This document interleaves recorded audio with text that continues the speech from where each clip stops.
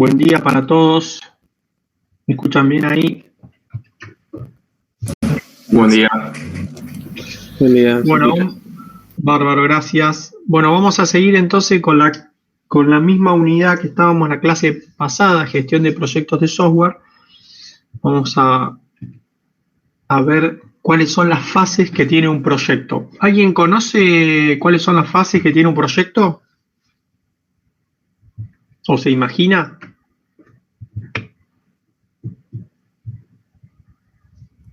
¿Sería como el ciclo de vida? Más o menos. Porque en realidad acá hablamos del proyecto, no del proyecto de software.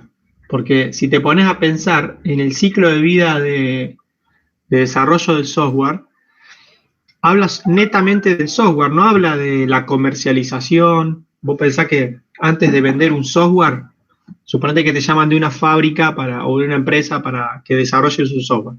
Primero tenés que hacer un pre-relevamiento, tenés que hacer una cotización, etcétera, y algunas otras cosas más. Entonces todo eso, el relevamiento, la cotización, no está definido en el diseño del software. El diseño del software habla netamente de cuando se empieza a hacer el desarrollo.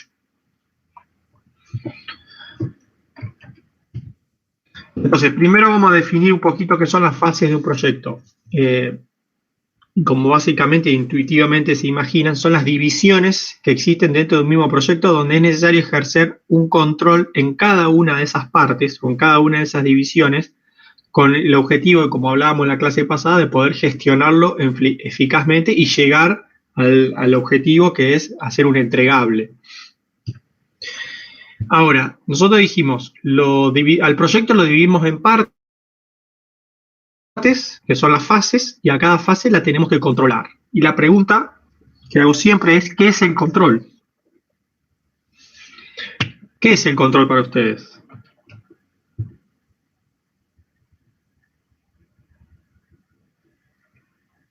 Una palabra facilísima, que todos conocemos, y nos cuesta definirla.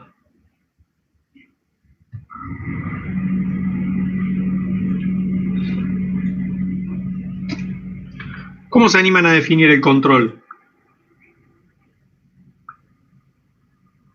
Y sería como verificar que todo está más o menos circulando según lo estipulado. Algo así. Yo siempre lo defino hay un autor que me gusta y lo define con 3 palabras. El control es comparar lo planificado con lo ejecutado. Simplemente es, que es lo que más o menos dijiste vos. O sea, estamos comparando, o dicho al revés, lo que se ejecutó, que es lo que estamos viendo, por los resultados que tenemos, con respecto a lo que planificamos. Esa es una definición interesante. Dentro de las fases de un proyecto, nosotros podemos definirlo en 3 grandes grupos. Cada grupo tiene sus subdivisiones. La planeación, la ejecución y el mantenimiento. Existen otros autores que lo definen de otras formas, pero son todas válidas. Dentro de la planeación tenemos la definición del problema. Y lo que hablábamos recién es, fíjense que la definición del problema no está dentro del ciclo de vida del desarrollo del producto del software, sino que ahí ya habla de requerimiento, análisis, etc. Pero la definición del problema, que es dentro de la planeación y la planificación del proyecto, que yo creo que la definición del problema es fundamental porque muchas veces cuando nos juntamos con el dueño de una empresa, a mí me pasó hace poco, estamos haciendo un desarrollo en Buenos Aires grande y me junté con el dueño de la empresa, un hombre de 70 años que no tiene computadora y no tiene mail y quiere sistematizar, pero la verdad que no tiene ni idea de lo que quiere. Él quiere, pero no sabe qué. Entonces definir el problema y definir el alcance, obviamente que con él no lo podemos hacer, por cuestiones técnicas, generacionales, de aprendizaje, etcétera, etcétera. Entonces definir el problema en esas situaciones es complicado, pero obviamente tiene un montón de otras habilidades, porque es un empresario muy exitoso, entonces no hay que menospreciarlo, pero para definir el problema hubo que ver bien qué es lo que él quería, cuáles eran sus expectativas, como le decía en la clase pasada, y después empezar a hablar con el CEO de la empresa, con los gerentes, etcétera, etcétera, para ver que nos bajen a la realidad la situación. En función de definir el problema, podemos planificar el proyecto. Es imposible planificar si no sabemos lo que tenemos que resolver ni cómo lo tenemos que resolver. Una vez que tenemos la planeación, pasamos a la ejecución y al mantenimiento. Vamos a ir viendo cada una de estas fases en detalle. Pero un punto importante en estas tres etapas es que cuando nosotros hacemos el plan, que tenemos la definición del problema y la planificación, en ese momento, antes de ejecutar, tenemos que analizar la viabilidad del proyecto. Tenemos que ver si el proyecto es viable para nosotros, para nuestra empresa, para nosotros como profesionales, porque en algunos casos a mí me pasó, cuando recién me recibía, que el proyecto no era tan viable económicamente, porque no me dejaba mucha ganancia capaz, pero me dejaba experiencia y me dejaba otra cosa que es mucho más importante, que es el capital social. O sea, los contactos me daban la posibilidad de tener un producto dentro de lo que yo trabajaba y para poder comercializarlo con otros. Entonces, ahí nosotros en la planeación, después que hacemos la planeación, tenemos que ver si es viable el proyecto. Y tenemos distintas aristas para analizar la viabilidad del proyecto, que ahora las vamos a ver. Una vez que determinamos la viabilidad, que puede ser sí o no, si es viable, empezamos con la ejecución. Si no es viable, no empezamos con el proyecto. Esto, el estudio de viabilidad del proyecto, nos ahorra un montón de problemas, porque si no lo hiciéramos, nos podríamos meter en un proyecto no viable y fracasaríamos en la ejecución, mantenimiento, etcétera, etcétera. En la planeación, nosotros tenemos que tener en claro algunas situaciones. Primero, el problema a solucionar, el producto o servicio que se va a obtener y que vamos a brindar, y lo tenemos que saber de alguna forma, entre comillas, vender, si es un producto o si es un servicio. Tenemos que ver, obviamente, cuáles son los costos económicos que tenemos nosotros, en el caso de que tengamos que desarrollar un software con habilidades técnicas que no tenemos en nuestro equipo, tenemos que analizar que vamos a tener que contratar a un tercero, o si nos piden, no sé, hacer la certificación de una red, posiblemente tengamos los conocimientos, pero no estemos certificados, entonces necesitamos nosotros contratar a alguien que esté certificado para poder certificar la red. Mirá qué locura.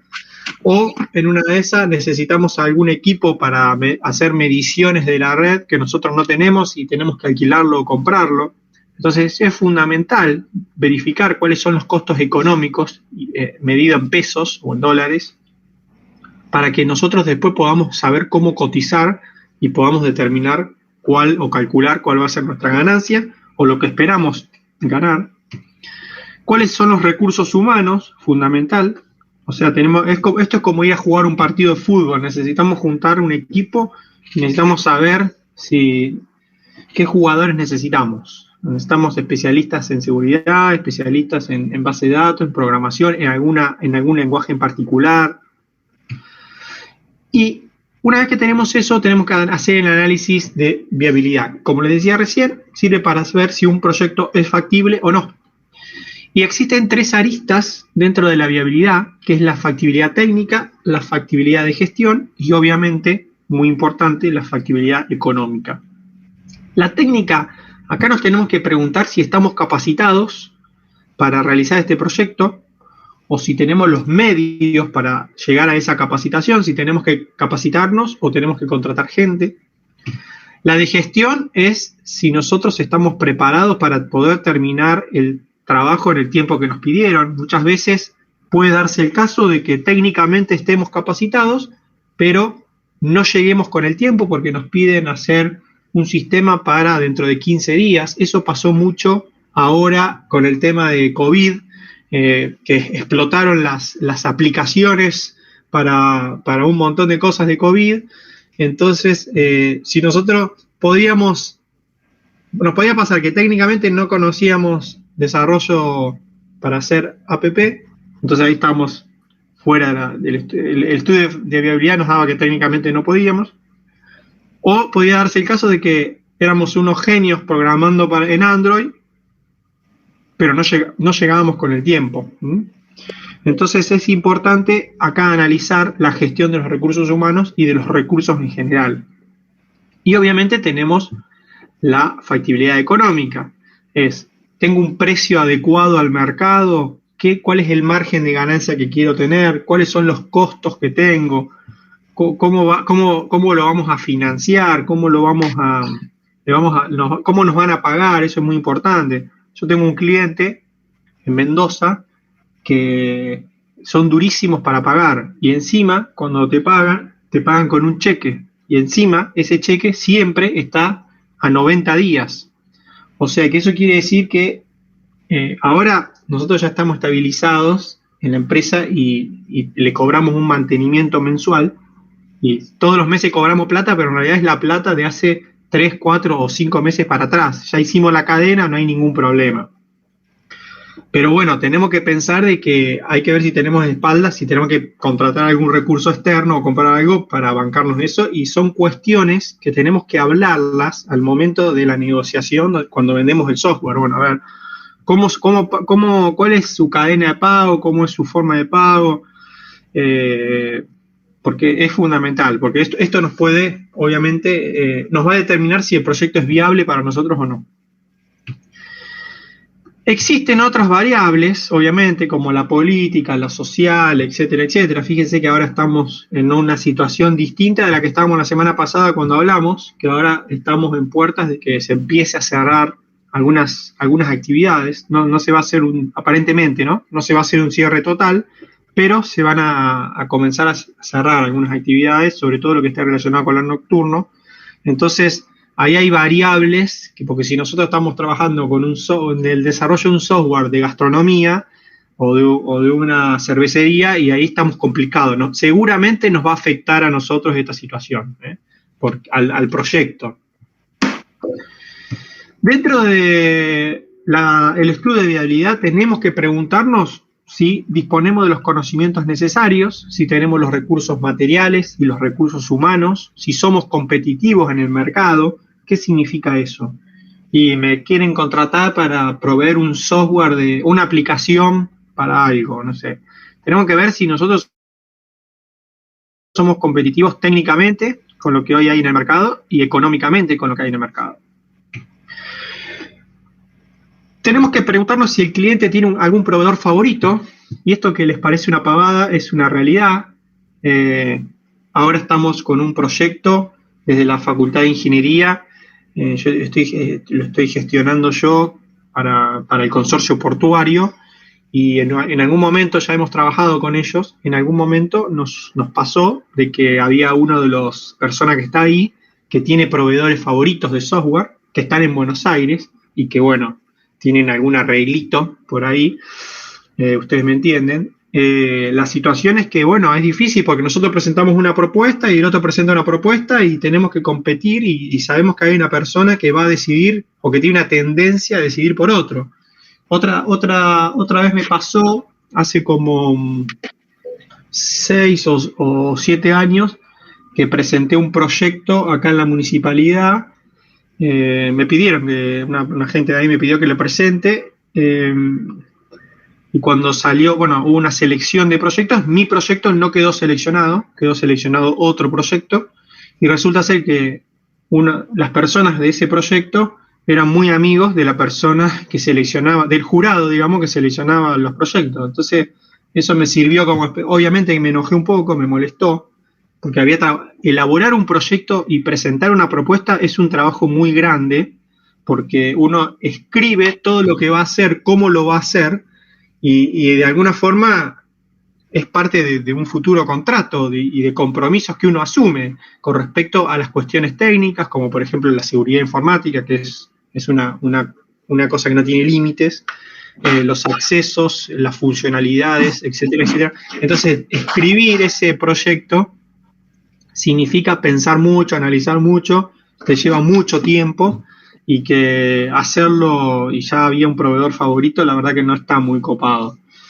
Pero son situaciones que suceden y que está bueno conocerlas de antemano. Yo, cuando nos presentamos a alguna convocatoria de proyectos y trato de averiguar esto, cómo viene a la mano, porque si ya sé que ya hay alguien que ya tiene la bendición de ganar, generalmente no nos presentamos, generalmente. Pero bueno, sucede, en el mundo empresarial sucede mucho.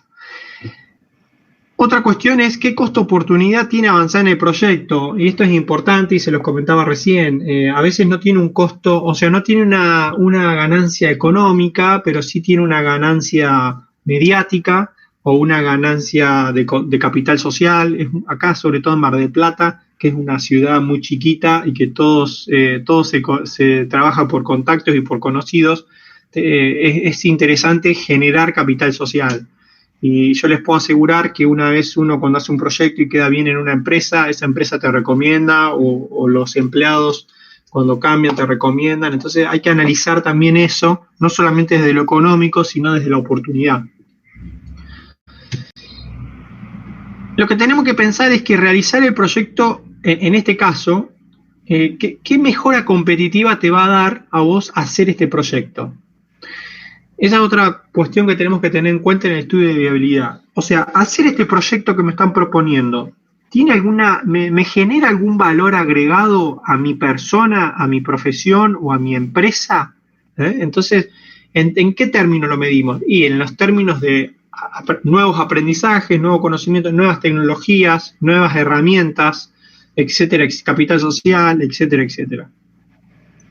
Les comento que me habrán escuchado hablar mucho de la palabra capital social, y les comento cómo se hace, para que se entienda lo que es el capital social, cómo se hace para seleccionar un CEO en una empresa.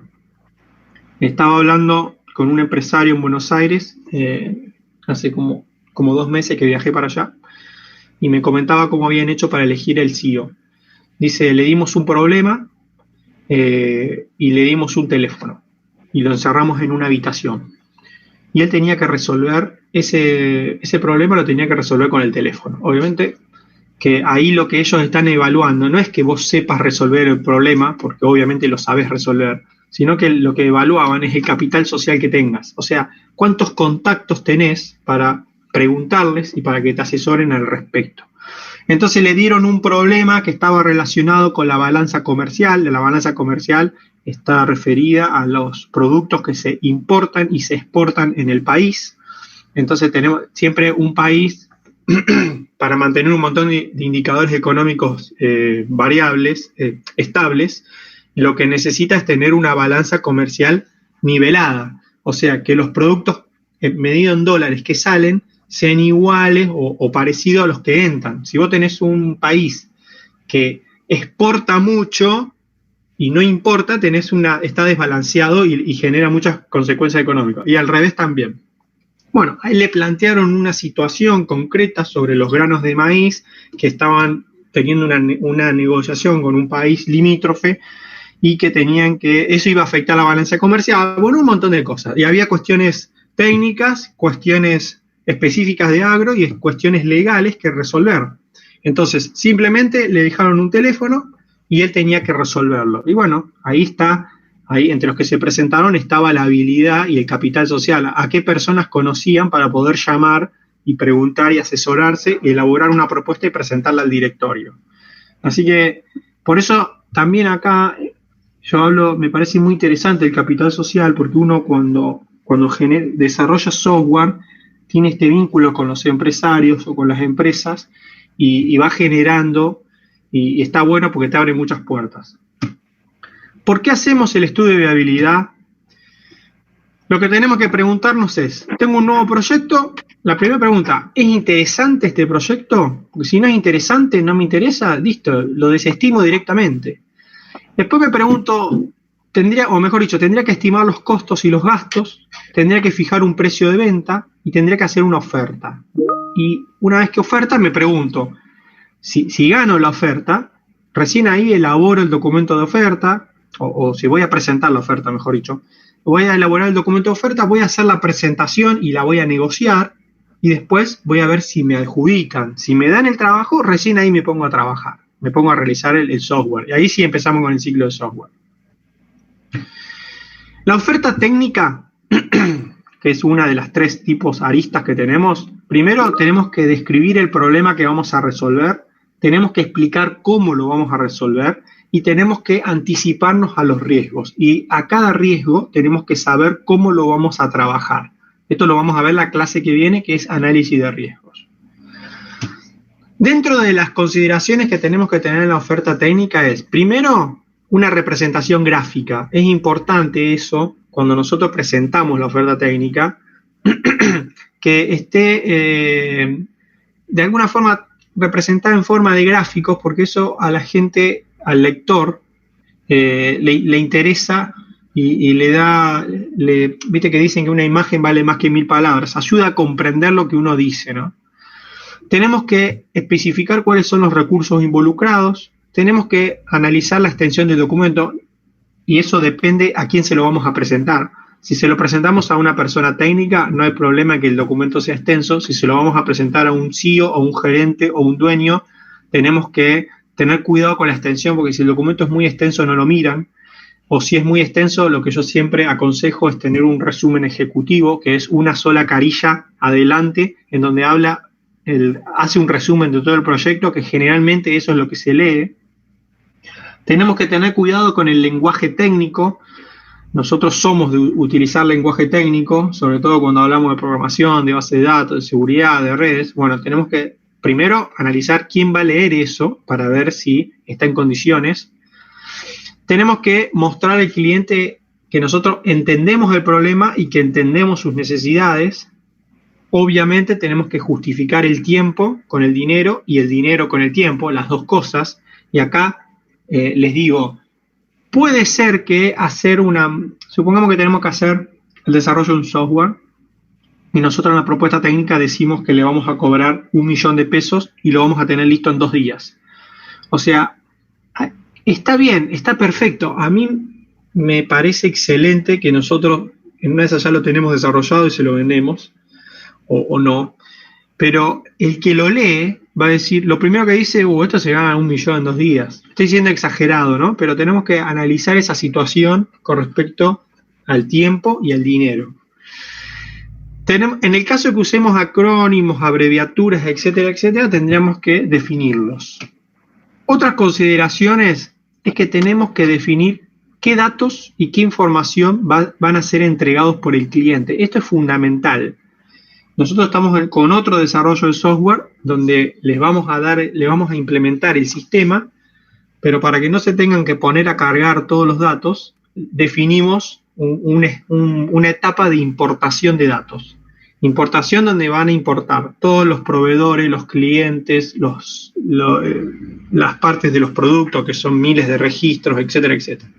Bueno, ahora, toda esa información me la tiene que dar el cliente.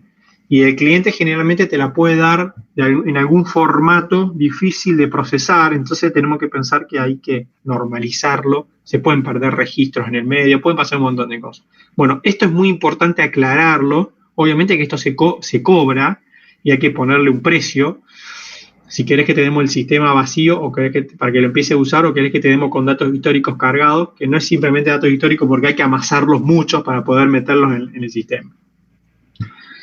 Otra consideración importante es anticiparnos a los puntos de conflictos, como por ejemplo licencias, cuestiones de seguridad, cuestiones de comunicaciones. Nos pasó que fuimos el año pasado o el anterior, fuimos a PepsiCo con algunos de los chicos de acá de quinto año para que ellos hagan una práctica profesional, y ya teníamos definido qué se iba a hacer, cómo se iba a hacer, pero nos encontramos de que no tenían red en las líneas de producción. Entonces, todo lo que habíamos diseñado, no se había programado, era un diseño conceptual nada más, no tenía mucho validez, porque si no tenían red y no querían instalar una red, no tenía sentido. Cuestiones de licencias es importante. Hay veces que nosotros trabajamos con licencias propietarias, entonces tenemos que pensar que eso es un costo que va a tener también la empresa, entonces tenemos que anticiparnos a eso.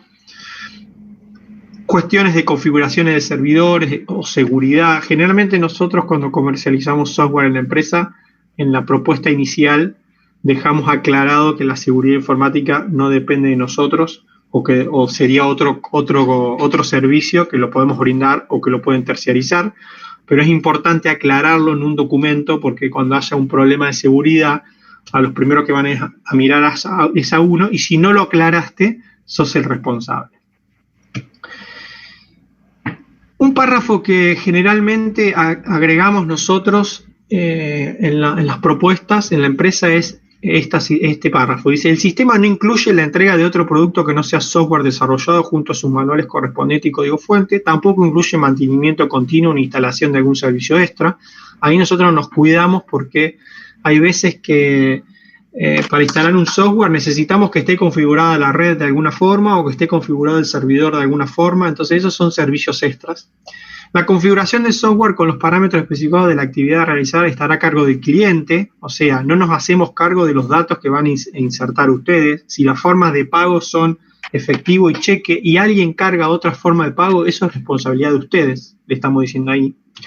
Después dice: se incluirá un curso de capacitación en el sistema para tantas personas. Eso siempre lo ponemos, y cuando hacemos la capacitación, como les contaba la clase pasada, siempre hacemos una minuta o un acta y dejamos asentado por escrito que fueron capacitados, porque los empleados después dicen: no me acuerdo, no me explicaron, etcétera, etcétera.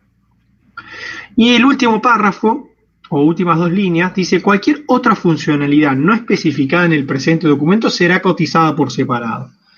Y esto es muy importante porque si vos te estás haciendo una casa, el arquitecto te hace un plano, te lo muestra y empiezan a construir en base a eso. Y si después vos querés agregar otra habitación, obviamente que te lo van a cobrar. Lo que pasa es que la diferencia es que al ser un tangible, una casa o una habitación, uno lo paga porque lo ve. Pero en el caso del software, a los empresarios, en algunos casos, les cuesta pagarlo porque no lo ven. Como por ejemplo la seguridad informática, que es un tema que no se invierte mucho en las empresas y que genera muchos dolores de cabeza en el caso de que tengan o sean víctimas de un ataque. Con respecto a la oferta técnica, tendríamos que tener esta estructura o algo parecido. Primero, una introducción, un alcance, la descripción preliminar de los requisitos funcionales y los no funcionales, una descripción clara de lo que no va a realizar el sistema, una lista de entregables, o sea, el primer mes te entrego esto, el segundo mes te entrego esto, etcétera, etcétera, y los riesgos potenciales, suposiciones o dependencias que existan en el caso de que las hayamos analizado. Después tenemos la oferta de gestión, en donde acá tenemos que especificar cuáles son las actividades, los recursos involucrados y el tiempo estimado de cada uno de esos grupos de trabajo o personas individuales. Fíjense que hay alguien que está no muteado. Porfa, si se puede mutear, porque hay algún ruido acá de fondo. Dentro de la oferta de gestión tenemos que describir los paquetes de trabajo y quiénes son los responsables de cada uno de ellos, hacer algún gráfico o utilizar alguna herramienta que me permita planificar, como el Gantt, por ejemplo, hacer un plan de reuniones, definir el equipo de trabajo, definir los perfiles profesionales y hacer referencias en proyectos similares. Nosotros ahora estamos presentando un proyecto para homologar software. Desde la Facultad de Ingeniería tenemos un equipo de trabajo que nos encargamos de homologar software. Ya más adelante vamos a ver bien qué es la homologación, y que hemos hecho varias homologaciones acá en Mar del Plata para distintas áreas de la municipalidad, y yo personalmente he trabajado en homologación de software en otras provincias y en otros países. Y siempre ponemos las referencias a los proyectos similares. O sea, eso sería como un mini CV o un mini currículum vitae profesional. Decir, bueno, mira, vos me estás pidiendo que te homologuemos este software. Ponemos todas estas propuestas y te ponemos las referencias que tenemos en proyectos similares. Eso está piola porque es como que muestra la experiencia y los antecedentes. En una oportunidad, yo personalmente cometí un error porque hicimos una propuesta y me faltó poner este último título, poner las referencias que teníamos, y cuando tuvimos la devolución no nos eligieron a nosotros, eligieron a una universidad de La Matanza, y cuando le pregunté a la gerenta del área me dijo, no, mira, lo que pasa es que ustedes no tenían experiencia en este sistema. No, le digo, sí tenemos experiencia, pero ¿y por qué no lo pusiste? No, tenía razón, fue un error mío ese y me lo comí, se me pasó. Si lo hubiéramos puesto nos hubieran elegido a nosotros, mira qué importante que es esto. Tenemos que estimar el esfuerzo requerido y acá tenemos que clasificar las categorías profesionales, o sea, ¿qué necesito del líder del proyecto? ¿Cuántos tengo? ¿Cuántas horas? Lo mismo que el DBA más programación. Tenemos que estimar los tiempos de la secretaria. En algún momento también me pasó que hicimos una cotización y no puse los costos de la secretaria y después los tuvimos que absorber. Parece que no, pero es necesario, ¿no? Tenemos que valorar el esfuerzo y conocimiento. No todas las personas rinden igual, no todas las personas saben lo mismo, ¿eh? Entonces tenemos que ver, no todas las personas trabajan bajo presión, entonces esas son cuestiones que tenemos que tener en cuenta al momento de hacer o pensar en la oferta de gestión o económica futura. Y tenemos que definir métricas, cuáles son la cantidad de horas totales a trabajar, líneas de código, accesos, distribución de carga de trabajo, categorías, pruebas, etcétera, etcétera. Este es un ejemplo de una matriz de estimación, ¿eh? Ahí fíjense que arriba, líder de proyecto, análisis, AF no me acuerdo qué significa, analista funcional, etcétera, etcétera. Bueno, ahí fíjense que están todas las actividades y la cantidad de horas que me va a llevar cada una de esas actividades por cada uno de esos perfiles o roles. ¿Cuál es el objetivo de esto? Poder tener el número total, que en este caso es 49, y tratar de que sea lo más técnico posible, ¿no? Entonces, esto me va a servir a mí para después poder controlar las actividades. Entonces, primer línea, relevar variables que influyen en el dominio del problema. El líder del proyecto, 2 horas. Y bueno, me junto con el líder del proyecto y le digo, che, ¿terminaste esto? No lo terminé. ¿Pero cuánto hace que estás? Y hace 4 días. No, pero mirá, nosotros estimamos que eran, o supongamos que está medido en días esto, 2 días. Hace 4 días que estoy, pero mirá, yo había estimado que en 2 días lo ibas a tener. ¿Te acordás que hablamos? Sí, lo que pasa es que se me complicó. Bueno, está bien. Pero no se te puede complicar siempre. En algún momento tenemos que empatar el partido, ¿eh? Entonces, ¿cómo se hace esta estimación? Se hace conjuntamente con cada uno de los roles y de las personas. Me siento con el líder del proyecto y le digo, mirá, hay que relevar la normativa vigente para ver cómo se adapta el sistema. ¿Cuánto calculás que te lleva eso? Y mirá, me lleva entre 2 y 4 días. Bueno, ¿te parece que pongamos 3? Sí, dale. Y así vas construyéndolo y hasta que podés llegar a ese número final. Es muy importante tener esta estimación porque es lo que nos va a permitir saber cuánto vamos a trabajar, cuánto sueldo vamos a necesitar y cuándo vamos a entregar el proyecto al cliente. Costo del proyecto más beneficio esperado. Esto es muy importante. ¿Cuál es el precio del proyecto? Es esto, está compuesto de estos dos componentes. Es el costo, lo que me sale a mí, más lo que quiero ganar. O sea que el costo del proyecto va a ser igual a la carga de trabajo más los gastos que tengo. O sea que yo tengo que entender cuál es la carga de trabajo o predefinir la carga de trabajo y los gastos, y ahí voy a determinar el costo, le sumo el beneficio y ahí tengo el precio de venta. Dentro de la oferta económica, nosotros necesitamos estipular cuál es el precio de venta, cuál es el precio de mejoras adicionales, cómo se va a pagar, o sea, eso es cómo se distribuye el pago, cuál es el medio de pago, cuál es la financiación de pago. Generalmente, y acá sí les recomiendo y prendan las luces, acá, lo que les voy a decir es muy importante, ustedes no pueden empezar a trabajar en un proyecto si no hay un anticipo.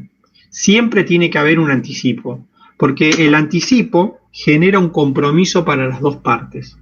El anticipo genera un compromiso para la empresa, porque cuando ustedes vayan y presenten, si ustedes se ponen a trabajar hoy, tienen que recibir un anticipo, porque puede suceder esta situación. Se ponen a trabajar hoy, pasan 15 días, tenés un COVID, tenés un dólar, tenés un salto en la inflación, tenés un cambio de presidente, no sé, y la empresa dice, no, mira, mejor no vamos a trabajar, no lo vamos a encarar este proyecto, o se presenta otro proveedor, o el hijo del dueño consigue un conocido, pueden pasar mil cosas. Entonces vos estuviste trabajando, no recibiste nada, no te pagaron nada y encima te plantaron el proyecto. Entonces siempre tiene que haber un anticipo para que genere dependencia de cada uno, ¿no? Siempre que presenten, otra cosa importante, vivimos en un país con mucha inflación, muchos cambios, siempre que presenten un proyecto, ese proyecto tiene que tener una validez medida, yo siempre le pongo 30 días, ustedes pueden poner lo que quieran, pero yo generalmente pongo 30 días. La última línea del proyecto dice, la presente propuesta tiene una validez de 30 días a partir de la fecha de entrega, y en algún lado está la fecha de entrega, obviamente. Tienen que ver qué va a pasar con los impuestos. Bueno, me vuelvo al puntito anterior. 30 días le pongo porque es más o menos lo que tardan, o hasta 30 días tardan en responderte. Me ha pasado de presentar, bueno, ahora me pasó, presenté un proyecto, creo que en noviembre, y obviamente le puse la leyenda 30 días. Y ayer hablé con esta persona y me dijo, sí, estamos para empezar. Bueno, le digo, mirá, no me acuerdo cuándo lo presenté, él me decía diciembre, yo le decía noviembre, no, bueno, no importa, le digo, acordate que eso tenía un precio y que seguramente ese precio lo vamos a tener que modificar, porque sí, no hay problema, no hay problema. Después lo voy a mirar el proyecto, le voy a actualizar el precio y se lo voy a enviar. Lo importante es que ya está aprobado, estamos para empezar. Por eso es importante agregarlo de la validez.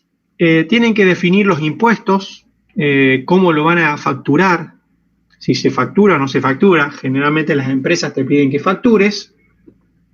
Si se factura con un monotributo o con un responsable inscripto, si están inscriptos o son monotributos. Bueno, tienen que ver todas esas situaciones.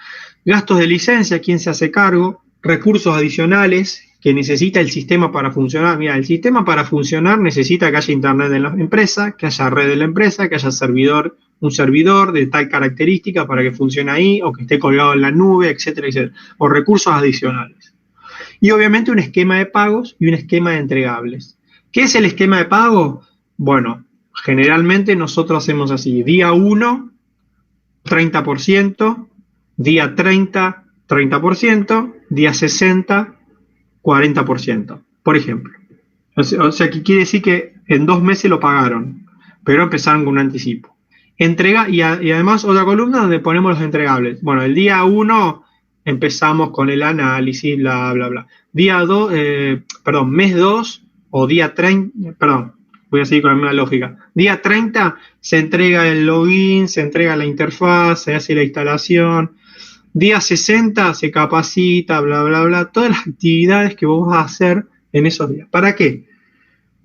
Para que si ellos suponen, porque en algún momento se demoran con los pagos y en algún momento vos te adelantaste o te demoraste vos también con las entregas, entonces para que se pueda medir y decir, che, mirá, vos me dijiste que el día 30 me ibas a pagar tal plata y yo te cumplí. Mira, todos los entregables que te dije que te iba a hacer, ya los tenés listos. Te pido por favor que me pagues. Una cosa así.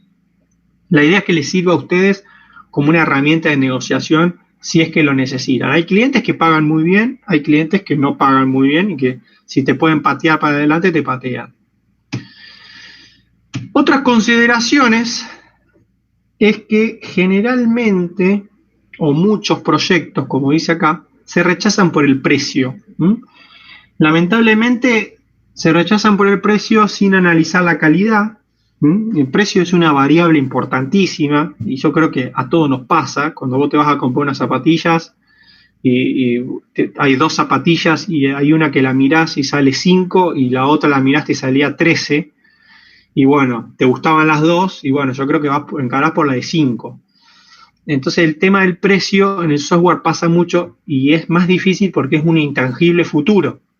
Porque es intangible porque es software y es futuro porque todavía no lo desarrollaste. O sea, te están comprando algo que vos tenés que saber venderlo. Porque es difícil vender software porque vos estás vendiendo algo que no tenés en muchas ocasiones o estás vendiendo un intangible. Obviamente el tema del precio o la oferta económica es lo más crítico desde el lado del cliente y es por eso que es importante que hagamos benchmarking de esta situación, benchmarking interno o externo para analizar la competencia, analizar el mismo producto con respecto a las características técnicas y al mismo producto con respecto a las formas de comercialización, precios, etc.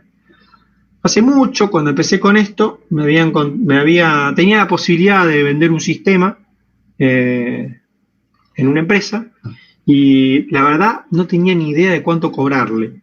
Entonces lo que hice fue esto, me contacté con otro que ofrecía el mismo servicio y le pregunté, le fui preguntando, y me pasó una propuesta comercial con precios, todo. Me recibió eso porque digamos que estaba empezando hace muchos años y le saqué un poco de ideas y le bajé un poco el precio y me presenté y bueno, quedé, y así empecé.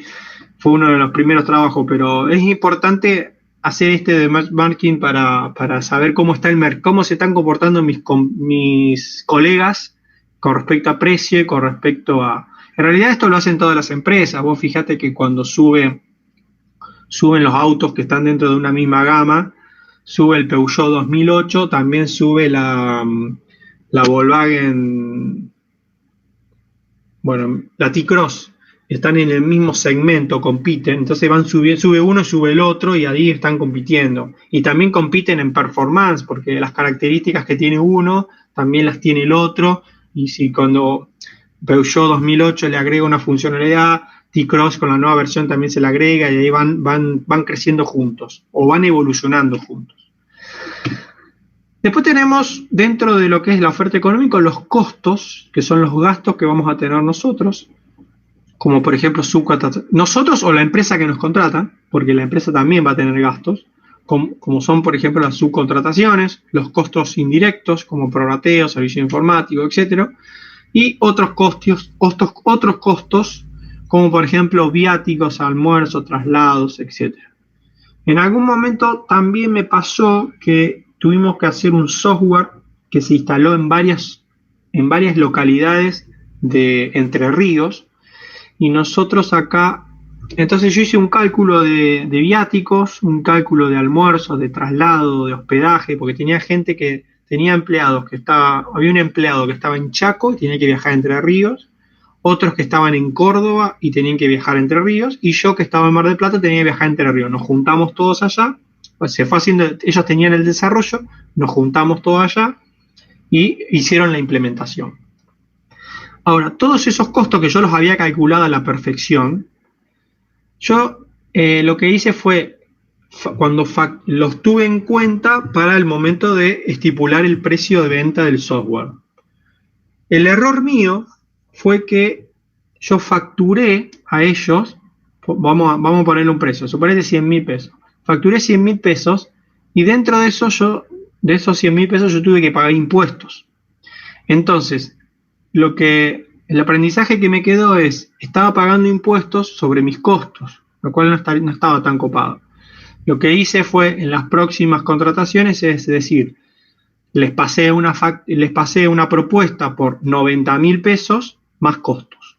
Entonces los costos de viático, almuerzo, traslado, peaje se hacía cargo la empresa. Hay empresas que eso te lo aceptan, hay empresas que no te lo aceptan. Particularmente esta empresa sí me lo acepta porque ellos trabajan de esta forma. Entonces yo, los 90 me quedaba limpio y no tenía que pagar impuestos sobre esos 10 de diferencia que eran costos. Pero eso es como para que lo tengan en cuenta. Ahora también estamos trabajando con otra empresa grande en otra provincia. Hacemos todo virtual, pero nosotros pusimos un párrafo en la propuesta inicial, es que en el caso de que ellos necesiten que los desarrolladores o los implementadores trabajen en forma presencial en la organización, los costos de traslado, viáticos, y hospedaje quedaban a cargo de la empresa. Eso quiere decir que si ellos dicen, no, mira, mejor mandame 3 personas para que trabajen acá con nosotros, no hay ningún problema, pero todos esos costos pasan por parte de ustedes. Entonces son cuestiones que uno va aprendiendo a lo largo de los proyectos y que está bueno. Dentro de la planeación tenemos el inicio y la definición del problema. Eso nosotros tenemos que trabajarlo con los usuarios de la empresa, con los directores y los clientes de la empresa. Tenemos que definir el objetivo y tenemos que identificar dónde está la oportunidad. Y obviamente identificar el problema y identificar dónde está el problema. O sea, Una cosa es identificar las causas del problema, otras son los síntomas del problema y otras son las necesidades. Los síntomas es cuando vas al médico, me duele la panza. Bueno, pero ese es el síntoma.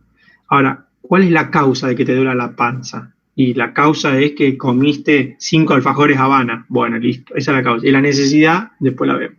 Bueno, en una organización pasa lo mismo. Hay síntomas, como por ejemplo, me comentaba un contador el otro día, nosotros estamos pagando facturas de mercadería que no recibimos. Bueno, ese es el síntoma. Ahora vamos a buscar la causa. Y la causa es que no tengo esto, necesito informatizar la factura, necesito...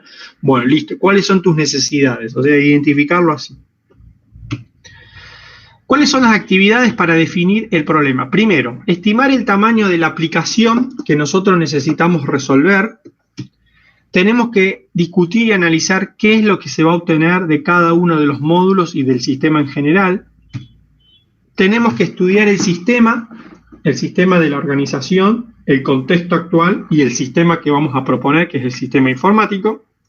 Tenemos que clarificar, mejor dicho, las áreas de la empresa que van a estar afectadas y tenemos que identificar las tareas a realizar. Obviamente que después que tenemos las tareas, vamos a asignar recursos a cada tarea y vamos a asignar tiempos a cada tarea. Un empresario, cuando te sentás a hablar con él, te hace 2 preguntas. La primera pregunta es ¿cuánto sale? La segunda pregunta es ¿cuándo lo vas a entregar? Entonces, para eso tenemos que tener estas cuestiones de planeación. Obviamente que cuando tenemos todo eso, realizamos un estudio económico para poder presentarlo. Definimos el problema y los componentes, tenemos que tener en claro qué es lo fundamental, qué es lo deseable y qué es lo opcional. Lo tenemos que tener en claro nosotros y lo tiene que tener en claro el cliente. Y tenemos que identificar los procesos afectados. Una vez que nosotros los identificamos, toda esta información la tenemos que validar con el cliente. Esto es fundamental, ustedes ya lo saben. ¿Para qué lo validamos? Para ver si lo que nosotros interpretamos es correcto, porque en base a eso vamos a estimar tiempos y dinero. Entonces, una herramienta para esto es la de escenarios de sistemas.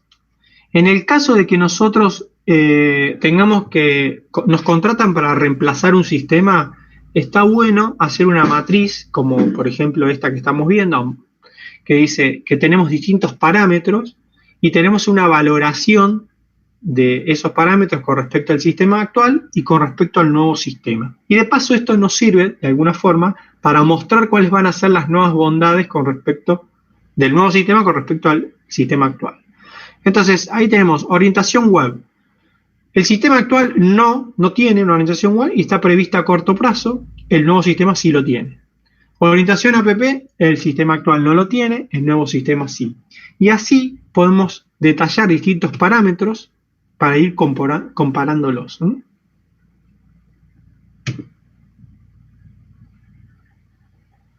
Esto sirve de alguna forma para vender o para comercializar un software. ¿Cómo se definen los parámetros? Bueno, los parámetros se definen en base a las necesidades del cliente, en base a las expectativas del cliente y en base al relevamiento que nosotros hagamos. Una vez que nosotros tenemos todo eso, preparamos un documento que es el anteproyecto, que sirve para documentar los requisitos iniciales, el alcance, los recursos financieros, la relación y cooperación entre la organización, el cliente y nosotros.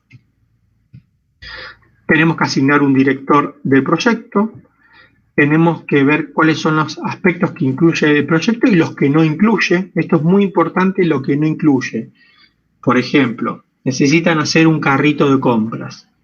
Bueno, el carrito de compras es un sistema web que va a estar colgado en un servidor externo. No incluye el servicio de hosting, no incluye el desarrollo de una app. ¿Por qué es importante aclarar lo que no incluye y lo que sí incluye? Porque después la persona que te contrata te dice, che, pero esta página puedo acceder desde una web nomás, no puedo acceder desde el celular. O no es cross-browser, o no es un diseño adaptativo a celulares. Bueno, mira, no estaba incluido ese diseño. Pero ¿cómo no está incluido si yo entendí? Bueno, a ver, vamos a revisar el documento. Mira, acá dice que no incluye, ¿m? O no incluye seguridad, o no incluye instalación y configuración del servidor, lo que sea. Porque si no, después lo van a tener que hacer ustedes y se van a sobrecargar de trabajo. Identificar quiénes son los interesados del proyecto, los internos y los externos, y hacer un cronograma de hitos resumido. Tenemos que tener cuidado con la letra chica, y esto siempre, este anteproyecto, genera un compromiso contractual entre las partes. Dentro de la fase 2 de planeación, hay una cosita que es importante. Cuando ustedes presentan un anteproyecto, yo generalmente lo que hago es presentar dos anteproyectos. El anteproyecto técnico y el anteproyecto económico. Antes presentaba un solo proyecto que estaba dividido en dos partes, un documento, dividido en la parte técnica y la parte económica. El problema es que el dueño, cuando recibía eso, se lo daba a sus colaboradores, y el tema es que todos ahí se ponían a operar sobre la plata, cuando en realidad tenían que opinar sobre lo técnico. Y todos sabían lo que salía el software, y eso no estaba bueno. Entonces lo que hacemos ahora es un documento con la parte técnica y un documento con la económica. Al dueño obviamente le damos las dos cosas, y el dueño agarra el documento técnico y ese lo hace circular entre sus colaboradores y les pregunta, che, esto está bien, esto está bueno, hay algo mejor, hay algo peor, ¿qué le podemos agregar? La parte económica la manejamos con el dueño o con el gerente o con la persona que estemos interactuando. Entonces eso es algo interesante que se los recomiendo también. Dentro de lo que es la planificación del proyecto, nosotros tenemos tres dimensiones, que es la dimensión de la calidad, la dimensión del costo y la dimensión de la duración. La propuesta que le vamos a presentar al cliente, la vamos a poder presentar cuando tengamos la planificación lista. Nosotros tenemos que pensar que si nosotros hacemos una mala planificación, obviamente vamos a tener una mala ejecución. Tenemos que ser muy cuidadosos cuando planificamos. Y tenemos que pensar que el control se va a hacer en base a la planificación. Entonces, si erramos en la planificación, después el control nos va a dar desvíos muy grandes y en realidad no va a ser una cuestión de ejecución, sino que va a ser una cuestión de planificación. Dentro de la ejecución tenemos la puesta en marcha, que es donde nosotros definimos, acá estamos en la fase 2, ¿no? Es donde nosotros definimos las responsabilidades y las autoridades, definimos la forma de comunicación, definimos los niveles de comunicación. Los niveles de comunicación está referido a las personas, o sea, no todos pueden empezar a mandar, supongamos que la forma de comunicación sea mail. Bueno, los niveles es el jefe de cada área, porque si nosotros dejamos abierto a que todos nos escriban un mail por las cosas que estamos implementando en el sistema, primero que va a ser muy difícil atender todas las necesidades. Segundo, que no va a haber un filtro que nos diga qué es lo que está bien y qué es lo que está mal. Y además va a haber solicitudes contrapuestas, porque un empleado nos va a decir que pongamos las facturas apaisadas y otro empleado nos va a decir que la hoja esté vertical. Y entonces ahí tenemos una situación de pedidos opuestos. Entonces en realidad lo ideal sería que ellos lo comuniquen con el jefe y que el jefe nos mande un mail, cuando lo resuelva nos mande un mail. Entonces ahí filtramos un montón de mails o de comunicaciones y de problemas. Tenemos que organizar el lugar de trabajo, los equipos de trabajo, las instalaciones, las reuniones, frecuencia de reuniones, etcétera, etcétera. Dentro de la fase productiva tenemos el análisis, diseño, implementación y pruebas, que esto es lo que decía su compañero al principio, que está relacionado con el desarrollo del software y con las etapas del desarrollo del software, independientemente de la metodología que ustedes trabajen. Y tenemos que hacer un seguimiento, o sea, controlar a cada una de las fases o tareas que tiene el evento y tratar de resolver rápidamente o actuar rápidamente cada vez que sucede alguna situación no esperada. Dentro de la fase productiva tenemos medidas de rendimiento, revisar los informes de los empleados, mantener reuniones para informar. Esto está más orientado a lo que es las metodologías ágiles, ¿no?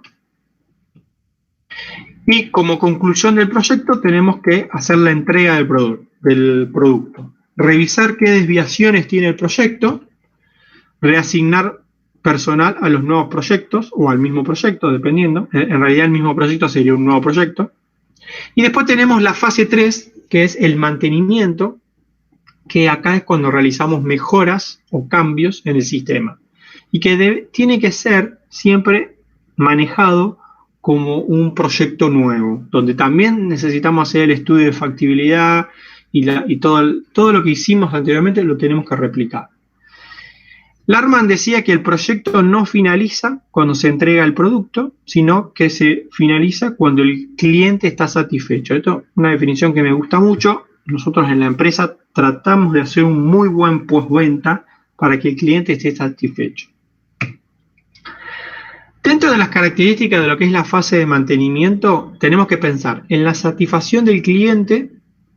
Tenemos que pensar que en este caso el mantenimiento muchas veces, y me atrevo a decir casi siempre, se hace bajo presión de tiempo, porque el mantenimiento puede darse el caso de que es por algún error, y que la documentación siempre te juega en contra. Primero porque no existe, y si existe, generalmente, y me atrevo a decir casi siempre, está desactualizada. Entonces hay que actualizarla, pero como estás bajo presión por el tiempo, no la actualizás, entonces sigue desactualizada, y ahí estamos en un problema. Por eso a mí me gusta un poco el tema de las metodologías ágiles, porque habla de que uno de los pilares es que la documentación es el código, ¿eh? Entonces está piola documentar código, comentar código.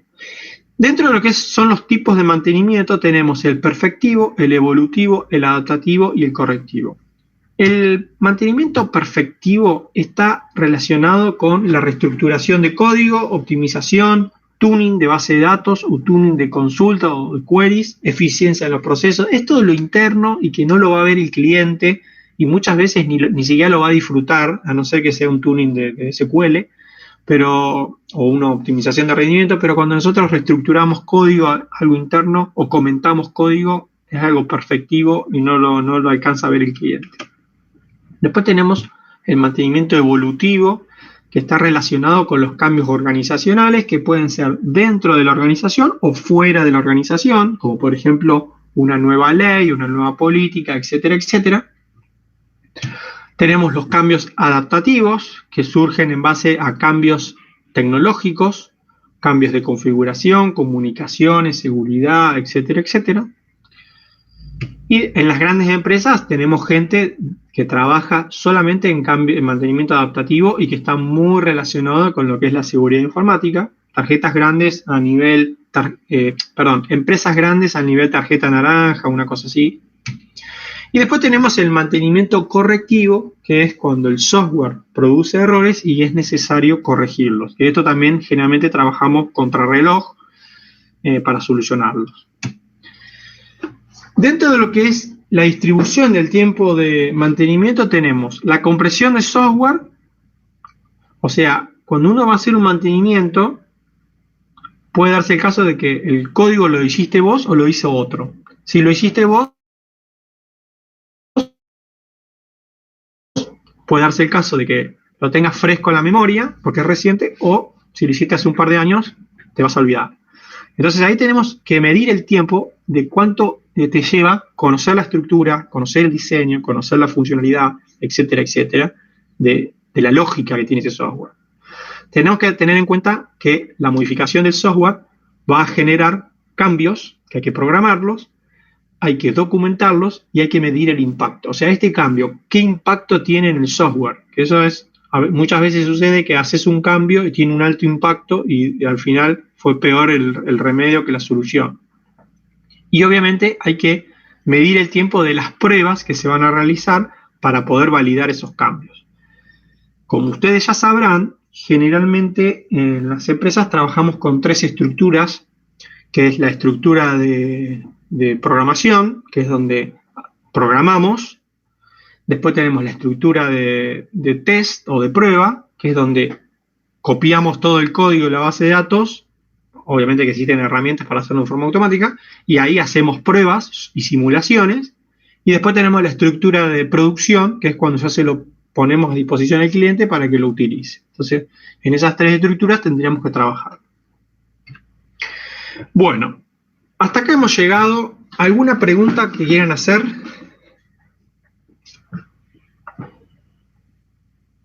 Por mi parte, ninguna. No. Yo me parto un poco. Bien, bueno, bárbaro. Bueno, entonces si no hay preguntas, seguimos la clase que viene y el viernes con Cristian van a seguir avanzando con un trabajo práctico con estas cosas que estuvimos viendo. Así que los dejo, les mando saludos y cualquier cosa nos estamos comunicando. Chau, chau. Bueno, Hasta luego, nos vemos. adiós. Chau.